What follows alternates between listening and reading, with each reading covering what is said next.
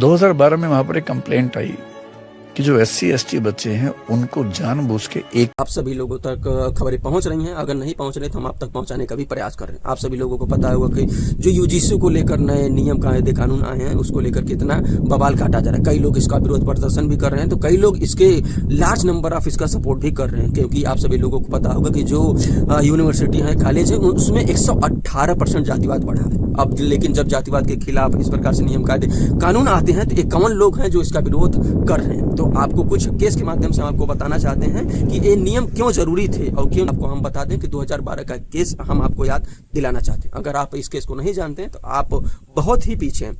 जो कमेटी थी, कमेटी का नाम था मुंगेकर कमेटी।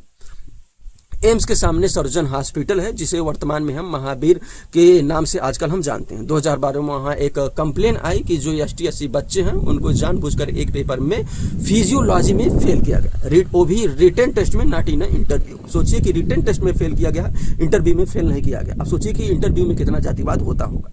कंप्लेन हुई और बात बढ़ते बढ़ते बात काफी बढ़ गई, तो एक कमेटी बनाई गई जिसका नाम था मुंगेकर कमेटी। मुंगेकर कमेटी ने पूरा एविडेंस देखे और साबित हुआ कि जब बच्चों की कॉपी लिखी थे, जब बच्चों ने कॉपी लिखे थे, कॉपी के ऊपर कास्ट के हिसाब से टैगिंग की गई थी।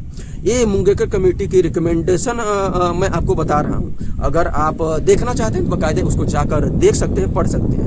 उन बच्चों को चुन चुन के फेल किया गया था, और जो बच्चे ST और SC थे उनके साथ कोर्ट, उसके बाद कोर्ट ने भी इंटरवीन किया। कोर्ट ने सारे बच्चों को सिर्फ पास ही नहीं किया, बल्कि 10 लाख रुपए का कंपनसेशन भी दिलवाया। और इसी के साथ उन लोगों के ऊपर एट्रोसिटी एक्ट में उनके ऊपर FIR भी दर्ज की गई, जिन्होंने पेपर कॉपी चेक किए थे, including the director of the institute.